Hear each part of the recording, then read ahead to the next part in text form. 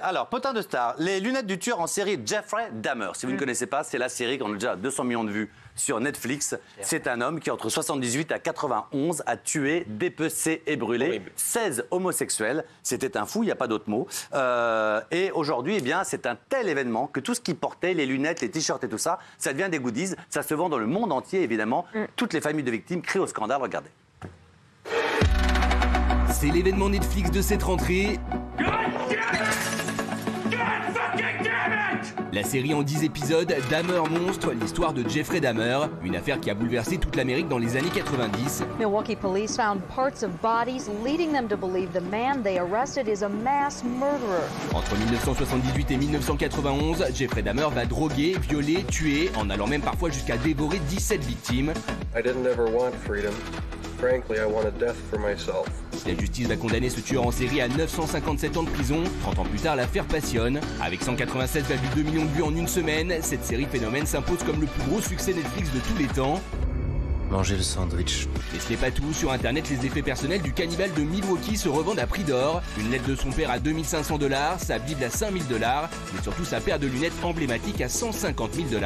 Un engouement quelque peu morbide qui a ravivé la douleur des familles des victimes, et notamment de Rita Isbell, incarnée dans la série au moment du procès. Je trouve que Netflix aurait dû nous demander si cela nous dérangeait ou ce que nous ressentions. Ils ne m'ont rien demandé, ils ont juste fait leur série. Ce vendredi, Netflix diffusait un nouveau documentaire sur Jeffrey Dahmer, ce qui pourrait encore susciter de l'attention envers ce criminel. Alors les lunettes du tueur en série Jeffrey Dahmer mises en vente pour 150 000 $. Choqué ou pas choqué?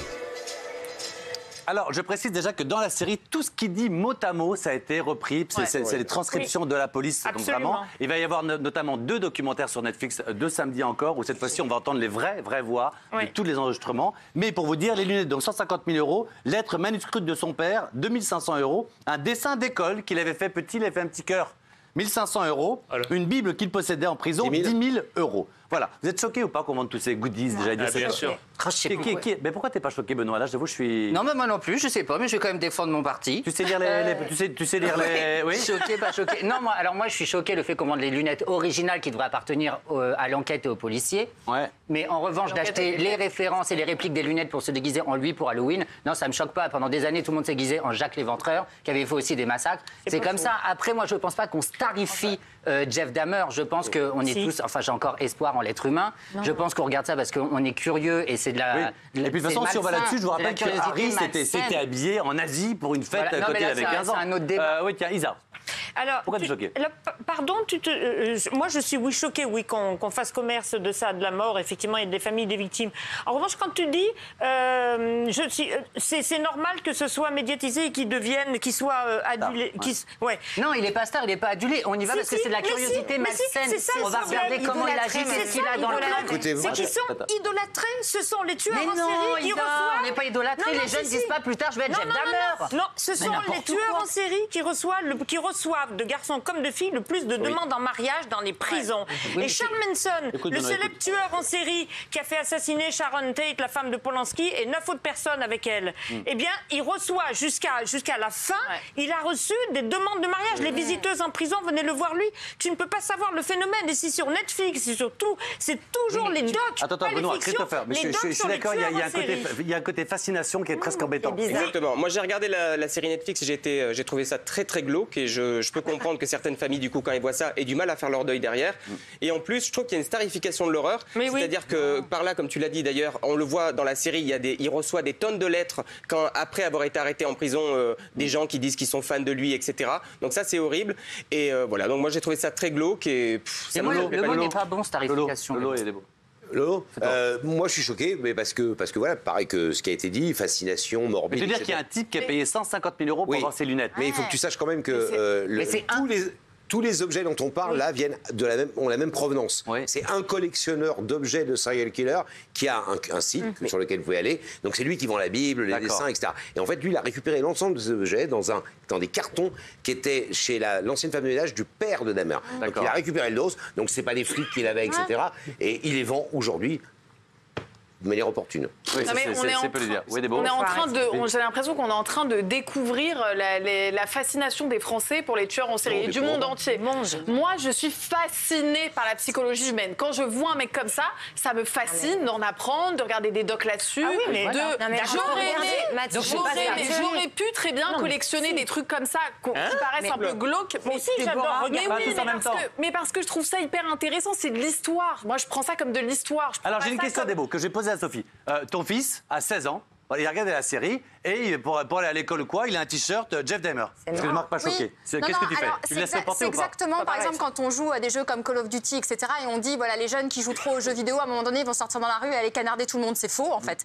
Il n'y a pas du tout d'impact sur le cerveau. C'est pas parce qu'on a une espèce de curiosité. Tu dis ça de n'importe où, hein? Non, pas du tout. Il y a des études qui sont sorties. C'est faux. Non, pas du tout. Moi, je pense que la phonie, on l'est avec. Je me suis bien renseignée sur le sujet, justement, parce que j'en ai 3 qui sont collés non-stop aux jeux vidéo. Donc, je me suis renseignée sur le sujet. Tu réponds pas à ma question. Ton fils a un t-shirt Jeff Hammer, il sort dans la rue. Tu t'en fous? Mais c'est pas la même chose, là. Si, quand t'as un t-shirt, c'est que t'as bien la personne. Oui, mais c'est pas pareil. Moi, je suis d'accord avec Déborah. Il y a un moment donné, il y a un fonctionnement qui est toujours d'ailleurs le même, en fait. Et j'adore ce côté profiler. Le mode opératoire. Mais oui. Voilà, le mode opératoire, le côté profiler, etc. Mais c'est pas le sujet. Cette espèce de. Mais c'est pas le sujet. Parce que moi, les profileurs, j'adore ça. Je vais vous dire un truc. Pas tous en même temps. Mais il y a une partie fascination, mais moi aussi. C'est 2 sujets différents.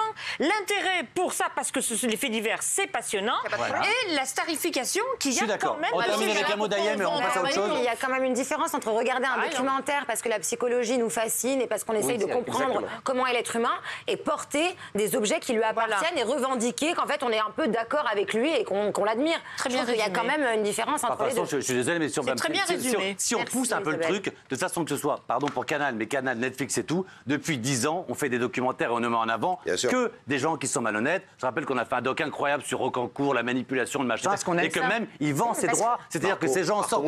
Mais oui, Rocancourt, il sort de prison, il vend ses droits 500 000 balles pour faire un film. Chez nous. Et puis la c'est pas facile, c'est un autre sujet. Mais parce que l'imposture, c'est du génie aussi. Là, on parle d'un imposteur, on parle pas d'un meurtrier quand on parle de Rocancourt. C'est différent. Mais pour répondre à votre question, Mathieu, juste simplement, s'il portait ce t-shirt-là pour Halloween, pour se déguiser, non mais parce que vous m'avez posé une question, j'aimerais répondre. Si c'était pour se déguiser, pourquoi pas? S'il le porte comme ça, parce qu'il trouve que ça devient d'un coup une idole ou son héros, etc., j'essaierai peut-être de lui expliquer. Et c'est là qu'on n'est pas pareil. Mon fils se déguise en Hitler ou en Dahmer, je lui fais enlever son déguisement, il se déguisera comme Benoît quand il avait 10 ans, en fait clochette, et ça a donné Benoît. Allez, on donne. C'est peut-être plus dangereux, du coup. Ça aurait peut-être mieux, du coup, de... Enfin bon.